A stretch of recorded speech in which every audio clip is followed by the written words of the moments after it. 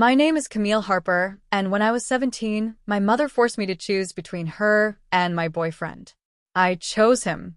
To this day, people still assume I was just another teenage girl chasing love, high on hormones and rebellion.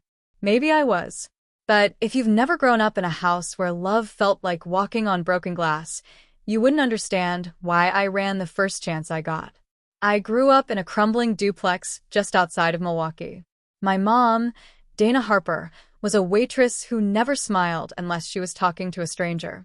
She worked double shifts at a 24-hour diner called Skip's, came home smelling like scorched hash browns and stale coffee, and collapsed on the couch like she was made of smoke. We didn't hug. We didn't talk about our days. We lived beside each other, like roommates with a long, bitter history. She used to say I ruined her life. Said it casually like she was commenting on the weather. You think I wanted to have a baby at 19, Camille? You think I had dreams of being stuck in this dump, working 10-hour shifts, raising a mouthy girl on my own?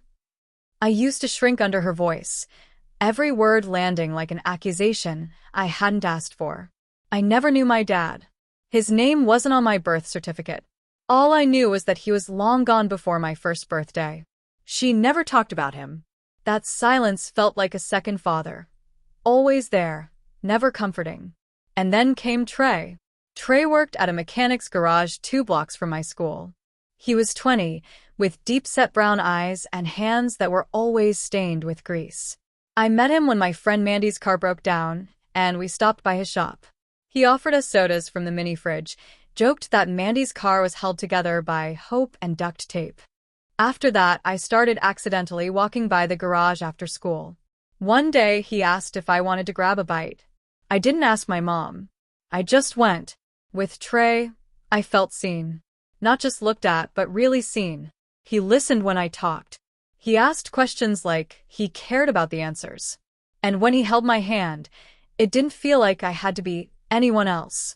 I could just be Camille. The first time my mom met him, she didn't even try to hide her contempt. She was wiping down the kitchen counter with that old rag she always used, and she didn't even look at him when he said hello. Later, she slammed my door open so hard it bounced off the wall. He's 20. You're 17. He has no future. He's using you. He's not like that, I said. I was sitting cross-legged on my bed, hugging a pillow like armor. You don't even know him. I know enough. And I'm telling you right now, either you stop seeing him, or you pack your things. I stared at her, heart pounding. I wanted to say she was bluffing. I wanted to say she'd never really kick me out over a boy. But her face was stone. You're choosing a boy you've known for 6 months over your mother? She snapped. No, I whispered. I'm choosing someone who doesn't hate me for existing. Her eyes widened, like I'd slapped her. And maybe I had. An hour later, I stuffed my clothes into a black trash bag. No suitcase, no plan. Just a trash bag, a toothbrush, and a phone charger. Trey picked me up in his beat-up pickup truck. He didn't ask many questions. Just handed me a hoodie and told me it'd be okay. I cried for the first 10 minutes, then just stared out the window at the dark streets as we drove to his friend's apartment. That night, I lay on a stained mattress on the floor and tried not to think about the fact that I had no home anymore. No mom. Just a boy I barely knew and a garbage bag of t-shirts. But even in that moment, I told myself I had made the right choice. Because as much as it hurt, at least I finally had a say in something. The next morning, I texted my mom. I didn't want this. You gave me no choice. She never replied. The first few weeks after I left home felt like limbo. I wasn't quite free, but I wasn't trapped anymore either. Trey and I stayed at his friend's apartment, a cramped one-bedroom with walls thin enough to hear every whispered fight from the couple next door. There was always music playing, always someone crashing on the couch, and always the smell of weed in the air. I slept on a blow-up mattress with a slow leak. Every morning I'd wake up slightly closer to the floor. But I was 17 and in love, or at least I thought I was. That kind of love where someone just being nice to you feels like a lifeline. Trey wasn't perfect. He worked odd hours at the garage, came home sweaty and sunburned, and sometimes disappeared to clear his head. But he always came back. He'd bring me strawberry milk from the gas station. He'd tuck my hair behind my ear and say I deserved more than I got in life. He made me feel chosen. When I turned 18, we scraped together enough money to rent a studio above a closed-down pawn shop. The place had peeling linoleum floors, no AC, and a leak in the ceiling that made a hollow drip sound every night. But it was ours. My name was finally on a lease. It felt like proof I existed on my own terms. I found work cleaning motel rooms. Not glamorous, but steady. I learned to keep my head down, move fast, and not flinch when I found things in sheets I couldn't unsee. Some nights I came home with aching feet and bleach burns on my hands, but I'd still feel like I was winning. No one could kick me out. No one could scream at me for staying out too long. I was building something. Slowly. When I found out I was pregnant, I was 20 and terrified. Trey was quiet at first. He stared at the bathroom floor for a long time. Then he kissed my forehead and said, "Maybe this is a sign we've got something worth fighting for." For a few weeks, I believed it. We picked baby names in bed. I started looking up parenting blogs. I imagined giving my child the life I never had, the gentleness, the warmth, the sense that home wasn't something you had to earn. But it didn't last. At 11 weeks, I started bleeding. I remember sitting in the ER waiting room, numb, staring at the silent TV mounted on the wall while couples around me whispered to each other. I knew what was happening before the nurse even called my name. Trey held my hand through the ultrasound. He kissed my temple when they told us there was no heartbeat. But after that, something in him changed. He started coming home later, started drinking more. He said he was trying to stay strong for both of us, but his strength looked a lot like silence. One night, I found him sitting on the bathroom floor crying, and I didn't know how to reach him. It scared me, how far away he felt, how I couldn't fix it. By the time I was 22, Trey was gone. He left a note on the fridge written on the back of a grocery receipt. "I'm not built for this. You deserve better. I'm sorry." No signature. No call. Just silence. I didn't cry that time. I just sat at the kitchen table for hours, staring at the dent in the wall he made when he threw his keys during an argument 2 months earlier. I should have felt devastated. Instead, I felt clean, like the worst had already happened and I'd survived. So, I did what I'd always done. I kept going. I enrolled in night classes at the community college. It took me 4 years to get my nursing degree. I studied in bus stations, at laundromats, on the bathroom floor during double shifts. I learned to live on peanut butter sandwiches and sheer willpower. I cut off the last few people from my old life, including Mandy, who had once told me my mom probably had it coming. I didn't want to hear that. I didn't want to hear anything about her. Because in the quiet moments, I did wonder. I wondered if she ever regretted pushing me away. If she thought about me. If she knew I hadn't completely fallen apart. I tried to find her a few times. Just curiosity at first. I searched her name online, checked public records, typed Dana Harper, Wisconsin into Facebook more times than I'd admit. Nothing ever came up. It was like she'd vanished. Sometimes I told people she was dead. It was easier than the truth. I didn't know where my mother was, and I wasn't sure if I wanted to. I didn't feel hate anymore. I'd burned through that years ago. What I felt now was quieter, like a bruise you forget is there until something presses on it just right. By 28, I had my own apartment in a quiet neighborhood on the east side. I had a rescue dog named Junie, a small succulent garden, and a calendar on the fridge that actually had things to look forward to. I hadn't seen or heard from my mother in over a decade. And then one Tuesday morning, I stopped at a coffee shop on my way to work. And I saw her, digging through a trash can, 2 blocks away from my apartment. The morning I saw her, I was running 10 minutes behind and still stopped for coffee anyway. That was my one ritual, an oat milk latte with cinnamon, extra hot. I liked the place on 9th and Delaney. It was quiet, unpretentious, run by a retired couple who knew my name and asked about Junie like she was a grandchild. I was scrolling through emails on my phone, half listening to someone order behind me, when a movement by the trash bin outside the window caught my eye. At first, I thought it was just another person struggling, like so many I'd seen downtown lately. A woman with matted hair, wearing layers of clothing that didn't belong to the same season. She had plastic bags tied to her belt loops, a dirty hoodie pulled tight around her face. She was picking through the trash, slowly, like she was searching for something in particular. Then she turned, and everything inside me stopped. I froze, latte forgotten in my hand, screen glowing in my lap. I knew those eyes, that sharp jaw, that specific way she tilted her head to the right when she was trying to focus. It was my mother, Dana Harper. She looked like a woman aged by 2 wars, not one. Her face was thinner, her hair streaked with coarse gray that hadn't been there the last time I saw her. Her lips were dry and cracked. But it was her.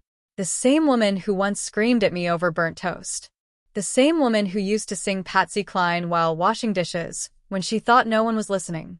I couldn't move. I didn't even breathe until the barista called my name again, louder this time. The cup clattered when I took it. I stepped outside. The sun was warm, but I felt cold. She was gone. I walked to the corner, looked up and down the block. Nothing. Just the early stir of the city. Buses rumbling by, a dog barking behind a gate, someone on a phone call pacing near a parked car. She had disappeared as quickly and silently as she'd appeared. That entire day at the hospital was a blur. I couldn't focus on charts or patient notes. I kept seeing her face every time I blinked. Was it really her? Was it possible I'd mistaken some poor woman for my mother because of unresolved guilt and one too many late shifts?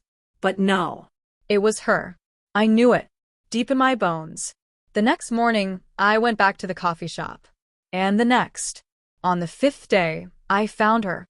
She was sitting on a bench near the bus stop, humming something low under her breath and feeding stale crackers to pigeons. She didn't notice me at first. She was staring at the birds like they were talking back to her. I walked slowly, like she might vanish if I moved too fast. Mom? She turned, blinked, stared at me for a long second, like her eyes couldn't quite process what they were seeing. Then her lips parted. Camille? I wasn't ready for the sound of my name in her voice. That voice I hadn't heard in over 10 years, raspy now, cracked like the sidewalk beneath her feet. Tears started pouring from her eyes before I could even sit down beside her. Not the dramatic kind of crying, but the quiet, desperate kind. Like her body was releasing something it had held onto for too long. I wanted to hug her, but I didn't. I wasn't sure if I should, or if she'd want me to, Or if I wanted to. She looked up at me, trembling, and said the only thing she could. I didn't think I'd ever see you again. We sat there in silence, watching pigeons peck at crumbs like they own the city. She told me she'd been living in the area for the last 8 years, moving from one shelter to another, sleeping under bridges when she had to. She hadn't known how to find me. Said she didn't have anyone, didn't even know where to start looking. I'd walk past a hospital sometimes and wonder if you were inside, she said, picking at the hem of her coat. Then I'd think, no, she's too smart for that. She probably left this whole city behind. I didn't know what to say. My heart was breaking and rebuilding itself at the same time. I asked why she never reached out, why she didn't call, or ask for help, or even try to write. She looked at me then, really looked at me, and her eyes filled again. I thought I didn't deserve to, she said. I thought you hated me. I hated me. I nodded slowly, not because I agreed, but because I understood. I asked her if she had anywhere to go. She said she was fine. She always said she was fine. I asked if she needed food. She said she didn't want me wasting money. I asked if I could buy her a sandwich. She finally nodded, once, without looking up. That was our first meal together in 11 years, on a park bench, splitting a ham and cheese sub, paper napkins flapping in the breeze. There was so much to say. So much I wanted to scream, and cry, and ask, and fix. But for that moment, I just let her eat. We could unpack the rest later. She wouldn't let me take her home that first night. Said she wasn't someone's charity case. Said she didn't want to track dirt into my pretty apartment. That was the thing about my mom. Even broken down, living out of a cart, and clutching her coat like a second skin, she still held tight to her pride. Like it was the only thing she had left that belonged to her. So I gave her my number, wrote it on the inside of a granola bar wrapper, and tucked it into her coat pocket. "Call me if you need anything," I said. "Seriously, anything?" She just nodded. Wouldn't look me in the eyes. For the next 3 weeks, I brought her lunch every afternoon. I'd find her in different places, by the church on 10th, behind a library, sometimes sitting on the back steps of an abandoned laundromat. Each time, she looked a little more like herself. Still tired, still rough around the edges, but something in her face softened, like she was remembering how to be seen. One day, I brought her a secondhand windbreaker and a pair of clean socks. "You always hated socks," she said, trying to joke. "I hated your socks," I replied, smiling. "They were always inside out." She laughed. A real laugh. Short, hoarse, but real. I hadn't heard that sound in over a decade. And in that moment, I realized something I hadn't let myself feel since I was 17. I missed her. Not the version of her that threw dishes when she was angry. Not the one who said, "I ruined her life" in the middle of dinner. But the woman underneath all of that, the girl who never got a real childhood, who worked herself raw to keep our lights on, who used to braid my hair in silence on Sundays even when she was mad. The woman I knew she wanted to be, even if she didn't know how. Eventually, I convinced her to come with me. To shower, to wash her clothes, to eat something that hadn't been wrapped in cellophane. She sat at my kitchen table like she didn't belong there. Kept saying everything was too nice. That I deserved better than her. But I cooked spaghetti, the kind she used to make when we had a few extra dollars at the end of the month. We ate in near silence. Not awkward, just full. Like we didn't need to say much because the food was filling more than just our stomachs. That night, she slept on my couch. Junie curled up next to her like she'd always been there. My mom cried softly into her fur and said, "This is the first time I've felt safe in years." I sat on the floor beside her, leaning my head against the couch cushion. "Why didn't you tell me how bad it got?" I whispered. "Why didn't you try to find me?" She stared at the ceiling. I was ashamed, Camille. I didn't know how to say I'd lost everything. I thought if you saw me like that, you'd never speak to me again. I thought I didn't deserve to. And maybe she hadn't. But maybe I didn't need her to. Maybe what I needed more than an apology was this, her finally choosing me. Not her pride. Not her fears. Not her anger. Just me. Over the next few months, we built something fragile and strange, but undeniably real. I got her into a shelter program that offered job training and mental health support. She started seeing a counselor. I started going to therapy too, because forgiveness is not the same as forgetting, and healing isn't linear. There were hard days. Days she snapped over something small. Days I shut down without knowing why. But we kept showing up. Kept making room for the ugly parts, too. One night, after helping her fill out paperwork for transitional housing, she looked at me with tears in her eyes. "You know," she said, "I always told myself you left because you didn't care about me. But that wasn't true, was it? You left because I didn't give you a choice." I swallowed the lump in my throat and nodded. "I left because I had to save myself. But I never stopped hoping you'd find a way back." She reached across the table and took my hand. Her fingers were still rough, still weathered, but warm. "I'm trying, baby. I really am." And for the first time in my life, I believed her. I don't know if our story has a perfect ending. I don't think stories like ours ever do. There's no neat little bow to tie around years of pain and absence. But I can tell you this. Sometimes I walk past that same trash can on 9th and Delaney. And I don't see her there anymore. Now I see her every Sunday, sitting across from me at the diner. We split pancakes and talk about my dog, her case manager, the book she's trying to read even though she hates books that make her think too much. And every time she laughs at something I say, I feel like a part of me, the part that used to sleep on a leaky mattress, wondering if I'd ever be whole, gets a little closer to peace. Forgiveness didn't come all at once. But it came. And that's what love looks like, I think. Not perfect. Just possible. Thank you so much for listening to my story. Your support means everything.